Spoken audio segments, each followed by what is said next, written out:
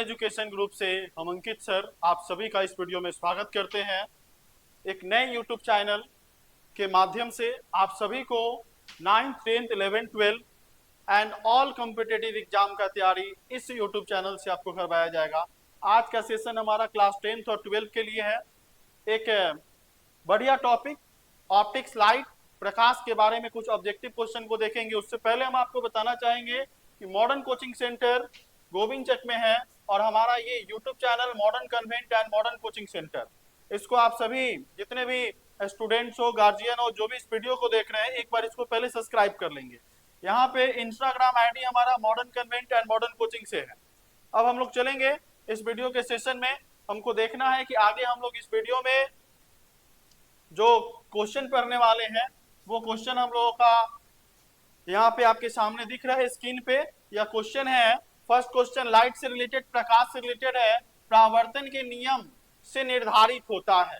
पहला क्वेश्चन आपका पूछ रहा है कि परावर्तन के नियम से क्या निर्धारित होता है। तो प्रकाश के परावर्तन के बारे में आप सभी पढ़े होंगे। प्रकाश क्या होता है? प्रकाश एक प्रकार की ऊर्जा होती है जिसकी सहायता से हम किसी भी वस्तु को देख सकते हैं। और उसी से रिलेटेड ये बोलता है कि परावर्तन का नियम, जो प्रकाश के परावर्तन के कितने नियम होते हैं? 2 नियम होते हैं। तो प्रकाश के परावर्तन के जो 2 नियम होते हैं, तो उसके बारे में बताया कि नियम से क्या निर्धारित होता है। बहुत इंपॉर्टेंट क्वेश्चन है ये, 10th क्लास में 12th क्लास में पूछता है। यहाँ पे देखिए, आपतन कोण बराबर परावर्तन कोण।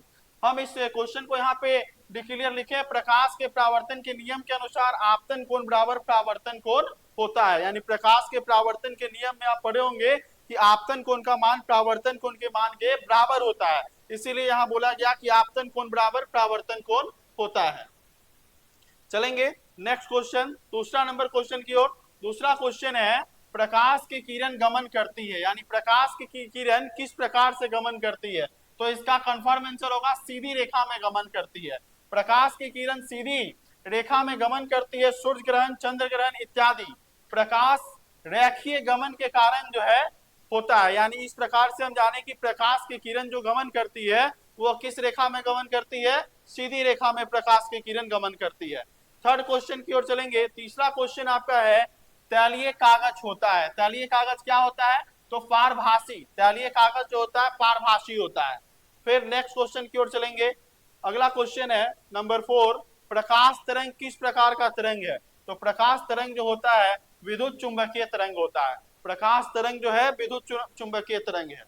इसके बाद फिर नेक्स्ट नंबर 5 क्वेश्चन है, प्रकाश के समूह को क्या कहते हैं। यानी प्रकाश के किरण का जो समूह होता है उसे क्या कहते हैं।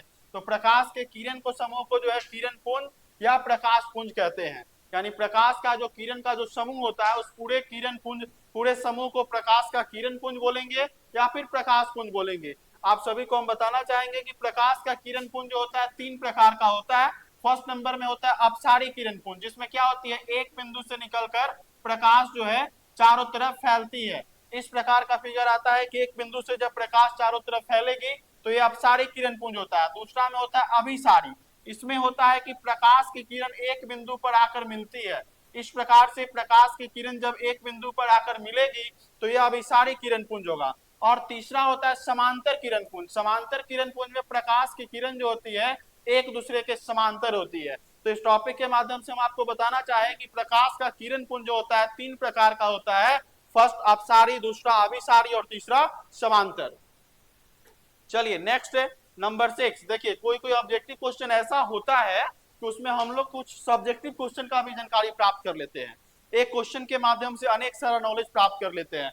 क्लास आपका यहाँ पे क्लास में हमारे यहाँ modern convent modern coaching centre में क्लास 10th का क्लास हम कंट्रोल करते हैं और जिसमें आप सभी बच्चे को जो पढ़ाया जाता है, तो जो पढ़ाया जाता है उसमें जो चैप्टर का हम लोग सब्जेक्टिव या ऑब्जेक्टिव पढ़ाते हैं, तो हमारा मकसद होता है कि आगे जो बच्चे 10th में पढ़ रहे हैं वो पॉलिटेक्निक का एग्जाम निकाले, तो उसके लिए ऑब्जेक्टिव को पूरा डीपली पढ़ाया जाता है।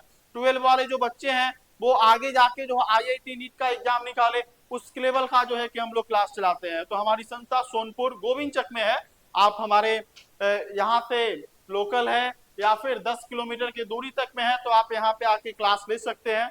आइए हम फिर एक 6 नंबर क्वेश्चन देखते हैं। किसी उच्च कोटि की पॉलिश किए गए दर्पण अपने पर पड़ने वाले प्रकाश का परावर्तित करता है। तो इसका कंफर्म आंसर क्या होगा? पूर्ण रूप से। यानी यह जो है पूर्ण रूप से प्रकाश को परावर्तित करता है।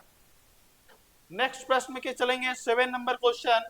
7 नंबर क्वेश्चन है आपका, एक अभिसारी किरण पुंज समतल दर्पण पर आपतित होता है, परावर्तित किरण पुंज क्या होगा?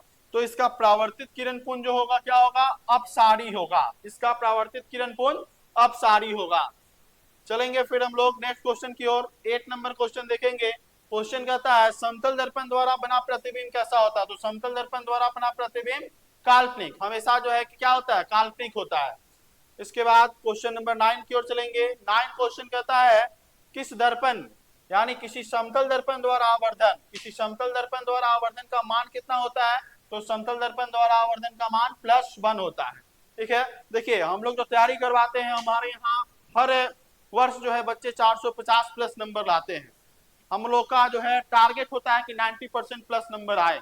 इसीलिए हम बार बार क्लास में भी बच्चे लोगों को समझाते हैं कि सपना हम लोग देखते हैं, सपना ऐसा देखिए जो कि हम लोग 100% कन्फर्म जो है कि हम लोग जीत हासिल करें। और हर बार जो है कि हम क्लास में बच्चे को समझाते हैं कि सपने वो नहीं होते जो हम नींद में देखते हैं, सपने वो होते हैं जो हमें नींद आने नहीं देते हैं। तो चलिए उसी सपने पे हम लोग काम करेंगे और वैसा सपना देखेंगे कि हमें जो है 95% प्लस नंबर आए। आइए क्वेश्चन नंबर 10 की ओर। एक प्रकाश किरण एक समतल दर्पण द्वार पर लंबवत आपतित होती है, प्रकाश कोण का मान क्या होगा? तो प्रकाश कोण का मान आप सभी को पता है कितना होगा? 0 डिग्री होगा। तो अभी फर्स्ट वीडियो में 10 क्वेश्चन को बताए हैं, आगे और सारा भी वीडियो आएगा। और अपने कोचिंग सेंटर में physics, chemistry, biology, English, math, Hindi सभी सब्जेक्ट के टीचर लोग अलग अलग हैं और ऑल टीचर्स के द्वारा क्लास कंट्रोल किया जाएगा। आज के लिए बस इतना ही। बहुत बहुत धन्यवाद। Thank you.